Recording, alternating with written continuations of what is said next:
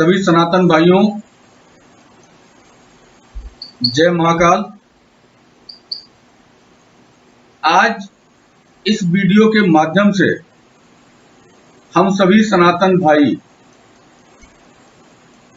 जिनको जातियों के नाम पे बांटने का काम हुआ है, चाहे वो दलित हो, चाहे ओबीसी हो, चाहे सवर्ण हो, सभी से मैं आज वार्ता करना चाहता हूं। आप लोगों से विनम्र निवेदन है कि अंत तक हमारी बातें जरूर सुनिएगा। आज जिस तरह से हिंदुओं की हत्या हो रही है और वह भी एक जाति विशेष की, निश्चित ही बहुत ही दुखद बात है। और उससे भी ज्यादा दुखद बात है कि हम उनके मंशा को समझ नहीं पा रहे हैं और सरकारें भी मौन धारण करके उनका समर्थन कर रही हैं।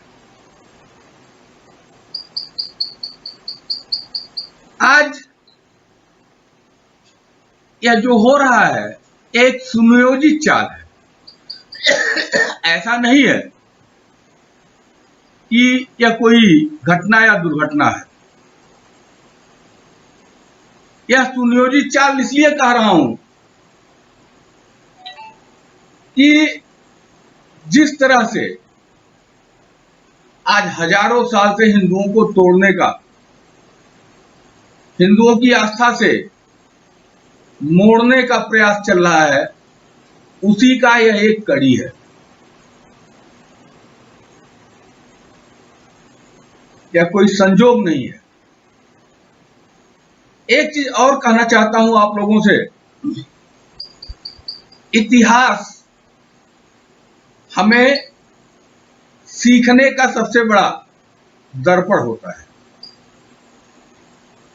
हम पुरानी गलतियों को उस दर्पण के माध्यम से देखते हैं और आगे वो गलती ना दोहराई जा सके, हमारी जीत सुनिश्चित हो, उस तरफ कदम बढ़ाते हैं। लेकिन अफसोस की बात कि हम इतिहास पे कभी गौर नहीं करते। आज जिहादी इस देश में जो भी कर रहे हैं वो एकाएक नहीं हुआ है, हजारों साल की परिणति है।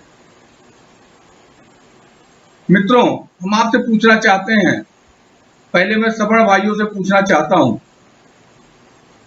क्या मुस्लिम में सवर्ण नहीं है? क्या उनको एससी एसटी से कोई परेशानी नहीं है? क्या उनको आरक्षण से परेशानी नहीं है? लेकिन आज तक बताइए, कभी भी मुस्लिम उसके लिए सड़क पे आया? आखिर क्यों नहीं? ये जरूर मेरे भाइयों आप मंथन करिएगा, सोचिएगा। और यही प्रश्न हमारा उन दलित और ओबीसी भाइयों से है, क्या मुसलमान में दलित और ओबीसी नहीं है? कभी उन्होंने सड़क पे आकर के आरक्षण की मांग की, एससी एसटी में अपने को जोड़ने की मांग की, अपने को ओबीसी घोषित कराने की मांग की? नहीं। आखिर क्यों? ये हमारे दलित और ओबीसी भाई जरूर सोचिएगा। इसका एक ही कारण है कि 90% काम इस्लामिक जिहादियों ने भारत में कर लिया है। इनके हजारों साल की परिणति आज दिखाई दे रही है। हम आरक्षण के नाम पे लड़ रहे हैं, हम ओबीसी के नाम पे लड़ रहे हैं, हम दलित के नाम पे लड़ रहे हैं, हम अपने देवताओं का अपमान कर रहे हैं। सेकुलर की जमात खड़ी हो चुकी है इस देश में। ये उनकी 90% जीत है। मात्र 10% के लिए वो अभी अड़े हुए हैं। जिस दिन वो इस देश में जातीय संघर्ष कराने में कामयाब हो गए, उस दिन उनका वह 10% भी पूरा हो जाएगा और गजवाए हिंद के तहत यह देश एक इस्लामिक राष्ट्र बन के रहेगा, दुनिया की कोई ताकत बचा नहीं पाएगी। इसलिए मित्रों, आप लोगों से बारंबार प्रार्थना है कि आप लोग जातीयता से ऊपर उठें। हर हिंदू आपका भाई है, हर हिंदू का दर्द आपका दर्द होना चाहिए।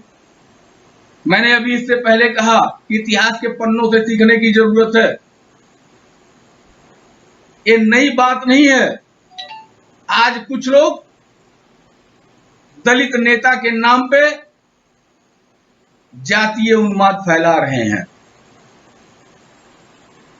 ये कोई नई बात नहीं, मैं उनका नाम नहीं लेना चाहता।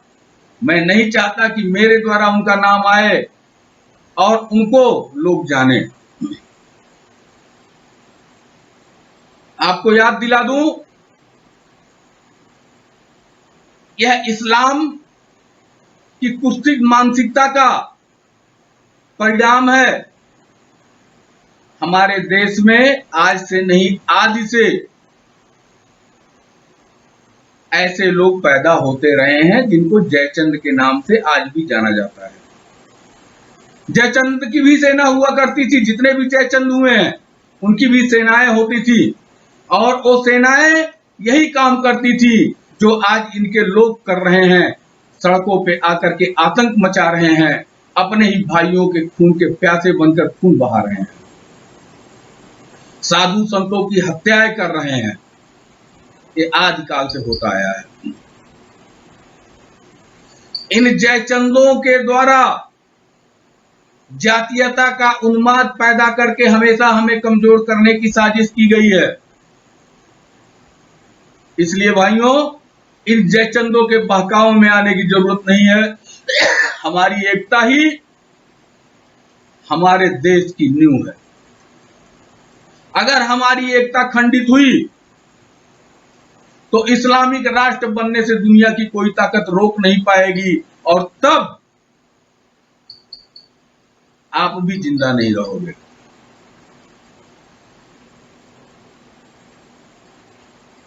किस काम का वो आरक्षण होगा, किस काम का ये धन दौलत होगा, किस काम का आपकी सुख सुविधा होगी, कश्मीर वासियों से पूछिए।